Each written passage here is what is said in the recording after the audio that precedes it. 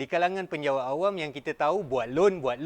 So hari ni saya nak kongsikan satu benda sebenarnya, iaitu perbendaraan. Apa yang sepatutnya anda tahu bila anda terlibat ataupun bercadang ataupun ada niat tahu benda ni dulu. Dalam Peraturan 12, Peraturan Penjawat Awam, Kelakuan dan Tata Tertib 1993 jelas menyatakan seorang penjawat awam dia tidak boleh buat pinjaman dengan mana-mana institusi tak berdaftar. Syarikat-syarikat yang tak berdaftar, Along, Kredit Komuniti contohnya. Ini adalah institusi-institusi yang tak dibenarkan oleh Akta. Di dalam peraturan yang sama jelas menyatakan seorang penjawat awam boleh buat pinjaman hanya dengan institusi seperti bank, institusi yang berdaftar dengan Bank Negara Malaysia. Dan di dalam Peraturan 13 jelas juga menyatakan seorang penjawat awam tidak boleh langsung terlibat dengan keterhutangan yang serius. Okey, ini dinyatakan secara detail, you all boleh tengok, you all boleh kaji, you all boleh cakna sendiri apa yang ada di dalam akta tersebut. Persoalannya, apa pula keterhutangan yang serius? Nak tahu?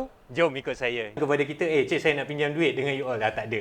Yang itu memang survey yang kita tak buat lah. So maknanya, kalau kata saya nak buat pinjaman bank, saya boleh jumpa dengan Cik Farhan punya organisasi ni untuk bantu saya, kita kata memudahkan pinjaman tu lah. Betul dan tidak. Sebab kalau dia clean, dia tak perlu lalu kami. Tak perlu lalu agensi. Sebab apa? Dia boleh, dengan profil kewangan yang dia ada, dia boleh walk in direct ke bank, boleh buat loan dengan bank. So berbeza dengan orang-orang yang ada beberapa isu, ada beberapa masalah.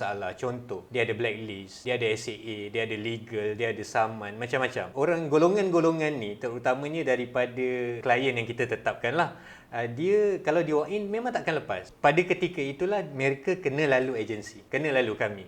Dia punya stepnya sebegitulah. Sebab apa saya difahamkan kata servis ni hanya untuk kaki tangan kerajaan. Kami yang swasta ni macam mana? No, first kali kita nak tahulah sebab apa hanya untuk kaki tangan kerajaan. Sepanjang apa yang berlaku, contoh COVID, tak kisahlah COVID, tiba-tiba ada virus serang Malaysia ataupun ada krisis kegawatan ekonomi. Pada ketika itu, orang yang paling berisiko tinggi untuk dibuang kerja adalah swasta lah.